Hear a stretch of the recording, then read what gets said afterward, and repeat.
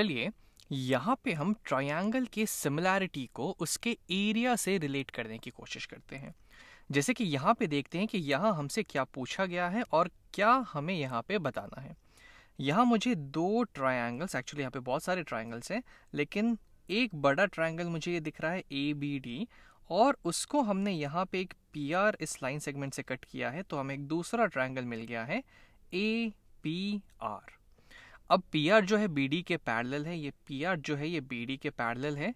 ये हमें दिया हुआ है, ये इसके पैरेलल हो गया। और AC इज टू AQ 3:1 है। इस बड़ी वाली लेंथ AC और AQ का जो रेशियो है वो 3:1 है, और ये AQ PR के परपेंडिकुलर है और ये जो AC है ये BD के परपेंडिकुलर है। यानी कि एक दूसरे तरीके से मैं बोलूँ तो ऐसे बोल सकता हूँ कि जो AQ होगा वो इस ट्रायंगल APR का हाइट हो जाएगा, और ये जो AC होगा वो इस ट्रायंगल ABD का हाइट हो जाएगा। अब हमें यहाँ पे पूछा गया है कि एरिया ऑफ ट्रायंगल ABD इस बड़े वाले ट्रायंगल का एरिया और इस APR इस ट्रायंगल के एरिया का रेशियो क्या होगा, ये हमें बताना है। तो किसी भी ट्रायंगल का एरिया होता है half times base times height, तो वो अगर हम यहाँ पे लिखने की कोशिश करें तो ट्रायंगल ABD इसका एरिया हो जाएगा हाफ टाइम्स बेस यानी कि BD टाइम्स इसकी हाइट यानी कि AC के बराबर, divided by half times APR का एरिया क्या हो जाएगा AQ टाइम्स PR के बराबर। ऊपर नीचे हाफ से डिवाइड करेंगे तो ये तो चला जाएगा, तो फाइनली हमें मिल जाएगा BD times AC divided by AQ times PR के बराबर। अब AC अपॉन AQ तो हमें पता है, लेकिन BD अपॉन PR हमें नहीं पता है, उसके बारे में हमें सोचना है। एक बार वो हमें पता चल जाएगा तो हम वैल्यूज़ यहाँ रखेंगे और फिर हमें रेशियो मिल जाएगा। लेकिन आइए अब हम ये कनेक्ट करने की, ये सोचने की कोशिश करते हैं कि आखिर यहाँ पे हम कैसे चीज़ों को रिलेट कर सकते हैं। तो जो दो ट्रायंगल्स की यहाँ पे बात हो रही है, ट्रायंगल ABD और ट्रायंगल APR, देखते हैं कि क्या ये सिमिलर होंगे। तो इस ट्रायंगल में ये एंगल A तो दोनों में कॉमन है, एंगल PAR, एंगल यहाँ पे एंगल PAR ये बराबर होगा एंगल BAD के, एंगल बैड के बराबर होगा, क्योंकि दोनों ही सेम एंगल A की बात कर रहे हैं। उसके अलावा ये जो PR है ये BD के पैरेलल है, तो फिर कॉरेस्पॉन्डिंग एंगल्स इक्वल होंगे, क्योंकि इस केस में ये AB और AD ट्रांसवर्सल का काम करेगा। तो ये एंगल इसके बराबर हो गया और ये एंगल इसके बराबर हो जाएगा। तो इन दोनों ट्रायंगल्स में जो तीनों कॉरेस्पॉन्डिंग एंगल्स है वो तो बराबर हो गए, तो दोनों ट्रायंगल सिमिलर हो जाएंगे AA सिमिलैरिटी क्राइटेरिया से। तो अब अगर दोनों ट्रायंगल्स सिमिलर हो गए तो इनके साइड्स प्रोपोर्शनल होंगे, तो हम लिख सकते हैं AB अपॉन AP ये बराबर हो जाएगा AD upon AR equal to BD upon PR के बराबर। ये चीज़ हमें मिल गई। लेकिन दिक्कत यहाँ पे ये है कि ये जो हमें यहाँ पे एक्सप्रेशन मिला है उसमें AC अपॉन AQ है, हालांकि उसकी वैल्यू यहाँ पे दे रखी है, लेकिन ये वैल्यू तो आपस में बराबर होंगे, लेकिन इसकी वैल्यू क्या है ये हमें नहीं पता चल रहा है। BD अपॉन PR तो यहाँ पे भी है, BD अपॉन PR यहाँ पे भी आया है, लेकिन इसको हम इसकी वैल्यू कैसे पता करें वो हमें समझ में नहीं आया है, क्योंकि यहाँ पे सिर्फ एक ही हमें रेशियो दिया हुआ है जो इनके हाइट्स के बीच का रेशियो है। तो क्या हम किसी भी तरीके से इनके साइड्स के रेशियो को इनके हाइट्स के रेशियो से कनेक्ट कर सकते हैं? इस बात पे अगर हम गौर करें तो एक काम करते हैं, यहाँ पे हमें एक ट्रायंगल यहाँ दिख रहा है जो इसकी हाइट से रिलेटेड है,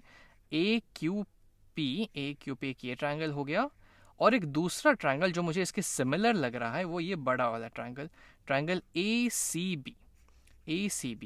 तो एक काम करते हैं, चलिए हम ये देखते हैं कि क्या ये दोनों ट्रायंगल सिमिलर होंगे। यानी कि यहाँ पे अगर हम बात करें ट्रायंगल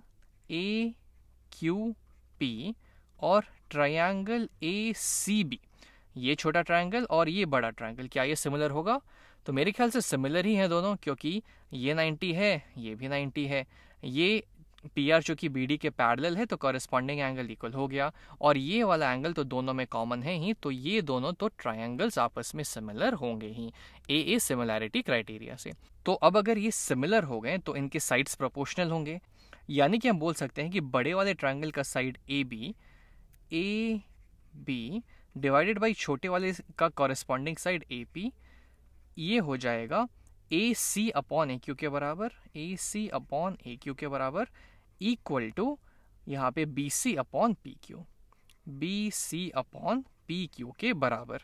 अब अगर इन रेशियोज को देखें और इन रेशियोज को देखें तो यहाँ पे A B upon A P है, यहाँ भी A B upon A P है, यानी कि ये पूरे साइड का रेशियो इस साइड के साथ ये बराबर है ए सी अपॉन ए क्यू के, इस बड़े वाले ट्रायंगल के हाइट और छोटे वाले ट्रायंगल के हाइट के रेशियो के बराबर, और वो बराबर है B D upon P R के बराबर, यानी कि बड़े वाले ट्रायंगल का ये बेस डिवाइडेड बाई छोटे वाले ट्रायंगल के बेस से। तो एक्चुअली इन सारे रेशियोज को हम बराबर कर ही सकते हैं, क्योंकि A B upon A P यहाँ भी आ गया, A B upon A P यहाँ भी आ गया, तो ये दोनों इसके बराबर हो गए और ये दोनों भी इसके बराबर हो गए, यानी कि एक्चुअली ये सारे रेशियोज बराबर हो जाएंगे। तो अब ये बराबर हो गए तो एक चीज़ हमें यहाँ पे ये समझ में आ गई कि इनके जो हाइट्स का रेशियो होगा, यानी कि ए सी अपॉन ए क्यू, ये इनके कॉरेस्पॉन्डिंग साइड्स के रेशियो के ही बराबर होगा, यानी कि A B upon A P के ही बराबर, और A B upon A P तो बाकी साइड्स के कॉरेस्पॉन्डिंग रेशियोज के बराबर है ही, यानी कि हर कॉरेस्पॉन्डिंग साइड का रेशियो उसके कॉरेस्पॉन्डिंग हाइट के बराबर हो जाएगा। तो इसको हम एक्चुअली लिख सकते हैं B D upon P R, B D upon P R times A C upon A Q. अब B D upon P R जो है वो A B upon A P के बराबर है, और A B upon A B A C upon A Q के बराबर है, तो हम बोल सकते हैं कि B D upon P R A C upon A Q के ही बराबर हो जाएगा, जो कि हमें यहाँ पे दिया हुआ है। तो इसकी जगह हम लोग डाल देंगे ए सी अपॉन ए क्यू, तो ये आ जाएगा ए सी अपॉन ए क्यू का होल स्क्वायर, और इसकी वैल्यू है 3:1, तो ये हो जाएगा 3/1 का होल स्क्वायर, यानी कि 9:1, यानी कि इनके एरियाज का जो रेशियो होगा वो 9/1 के बराबर हो जाएगा। तो एक और चीज़ हमने जो यहाँ पे सीखी वो ये है कि किसी भी दो सिमिलर ट्रायंगल्स में जो उनके एरिया का रेशियो होगा वो उनके कॉरेस्पॉन्डिंग साइड के स्क्वायर के रेशियो के बराबर होगा, जैसा कि हमने यहाँ पे देखा है।